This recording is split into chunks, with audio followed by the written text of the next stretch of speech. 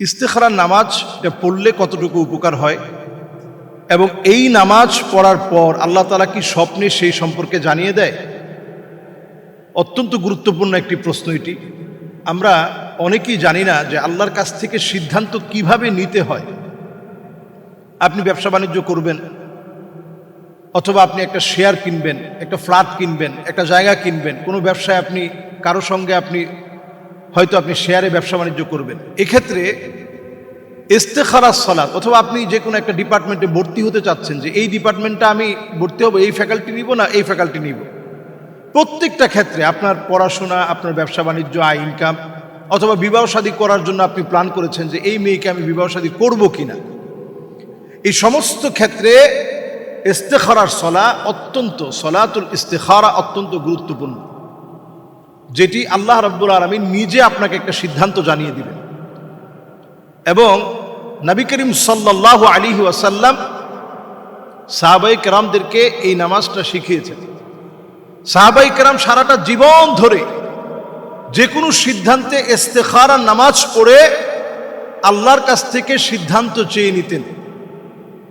আমরা রাত্রে ঘুমাবার আগে এশার নামাজ পড়লেন, সুন্নাহ পড়লেন, বেতের পড়লেন, পারলে তাহাজ্জুদ পড়লেন, এরপরে আপনি 2 রাকাত নামাজ আপনি পড়বেন।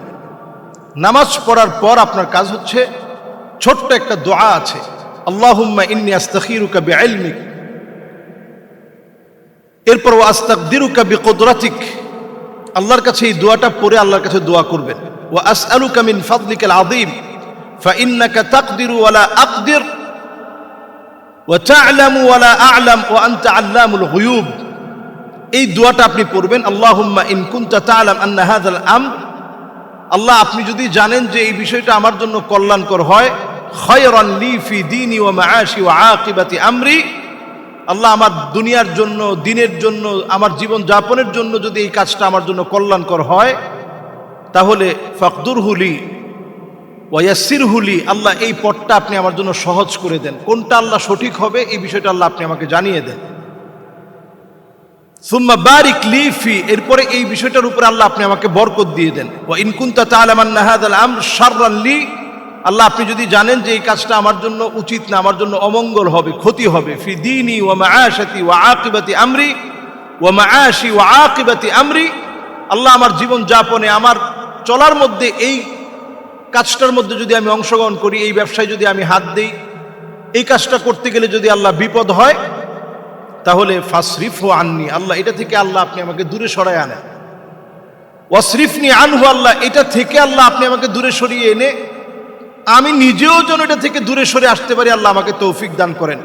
ওয়াকদুর লিল খায়রা হাইসু কানা সুম্মা আরদিনি বিহি, আল্লাহ এরপরে আল্লাহ এই কাজের উপরে আল্লাহ আপনি সন্তুষ্ট হয়ে যান। আমরা এই দোয়াটা পড়ে যখন এই কাজের মধ্যে হাত দিব, আপনি স্বপ্নেও দেখতে পারেন। আপনি পরপর কয়েকদিন আমল করেন, দেখবেন আপনি স্বপ্ন দেখতে পাচ্ছেন।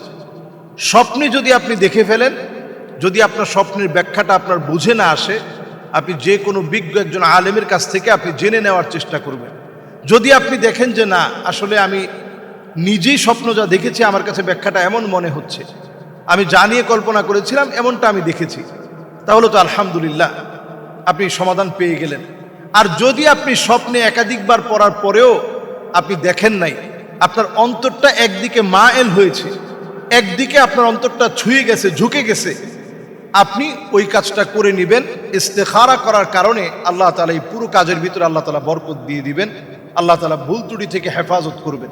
সুতরাং আমরা যে কোনো সিদ্ধান্ত বাস্তবায়নের পূর্বে ইস্তেখারার 2 রাকাত নামাজ নিয়ত করে পড়ে এই দোয়াটা পড়ে আমরা ঘুমিয়ে যাব। আল্লাহ তাআলা যেন আমাদেরকে তৌফিক দান করেন। আসসালামু আলাইকুম ওয়া রাহমাতুল্লাহি ওয়া বারাকাতুহু। মোহতারাম, গুরুত্বপূর্ণ একটি বিষয় আপনার কাছ থেকে জানতে চাই, সেটি হচ্ছে পরিপূর্ণ হাজত পূরণ করার পরেও নামাজে দাঁড়ানোর পর মনে হচ্ছে অজু ছুটে গিয়েছে, এমন সন্দেহ হতে থাকে, তাহলে করণীয় কি? আসলে এটি অত্যন্ত গুরুত্বপূর্ণ, আমাদের প্রত্যেকের জানা উচিত। আমরা বাংলাদেশে দেখি আসলে অনেক সময় নামাজের অজু ছুটে গেলে আমরা এটাকে লজ্জার কারণ বলে মনে করি।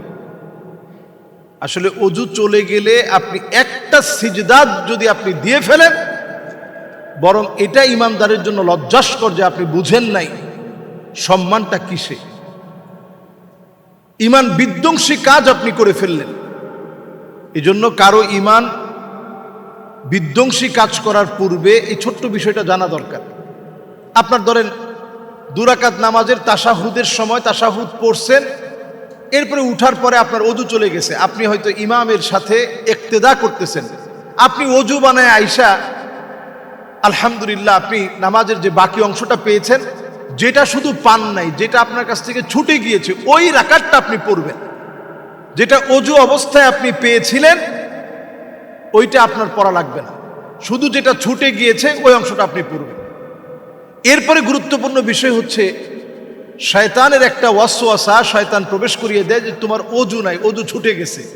এটা যদি ওয়াসওয়াসার কোনো কারণ হয়ে থাকে, বারবার আপনার মনের মধ্যে আসতেছে যে আমার মনে ওযু নাই, আমার ওযু নাই, এটা এক জাতীয় শয়তান, যার নাম ইখতিলাস।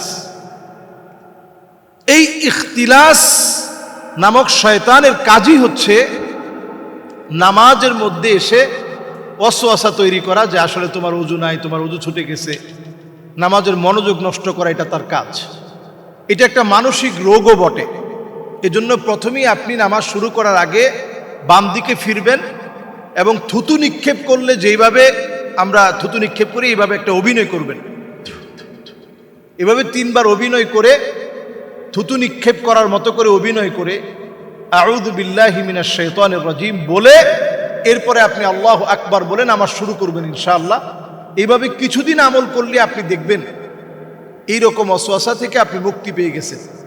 এরপরে যদি কারো শারীরিক সমস্যা থাকে, তাহলে আপনি ওযু চলে গেলে কোনো অবস্থাতেই নামাজে থাকা যাবে না। তবে ওযু চলে যাওয়ার মানদণ্ড কি? হাদিসের ভিতরে নবীজি সাল্লাল্লাহু আলাইহি সাল্লাম মানদণ্ড দিয়েছেন যে হাত্তা সামিআ সাউতাহু, যতক্ষণ না আপনি আওয়াজ আপনার নিজের কানে না পাবেন, অথবা তাজিদ রিহাহু, যদি আপনি এটার যে দুর্গন্ধ সেটা যদি আপনি নাকে পান অথবা আওয়াজ শুনেন, তাহলেই কেবল ওযু গিয়েছে। শরীর একটু আপনার মোটা সোটা, একটু নড়াচড়া করছেন, হয়তো মানসিকভাবে আপনার কাছে মনে হয়েছে কেমন যেন একটা আওয়াজ হয়েছে, আসলে কোনো আওয়াজ হয় নাই। শয়তান এমন একটা ওয়াসওয়াসায় আপনাকে ফেলে দিয়ে নামাজের খুশু খুদু বিনয়কে নষ্ট করে দিয়েছে। সুতরাং আপনি শুধুমাত্র ওই অবস্থায় নামাজ থেকে ছেড়ে যাবেন যখন আপনি আওয়াজ শুনবেন অথবা আপনার কাছে যখন গন্ধ লাগবে, এই অবস্থায় আপনি বের হয়ে যাবেন। এর আগ পর্যন্ত আপনি নামাজ ছাড়বেন না। এটি অত্যন্ত গুরুত্বপূর্ণ মাসআলা হিসেবে এটি আমাদের প্রত্যেকেরই জানা প্রয়োজন। আল্লাহ তাআলা আমাদেরকে বোঝার তৌফিক দান করুক। আসসালামু আলাইকুম ওয়া রাহমাতুল্লাহি ওয়া বারাকাতুহু।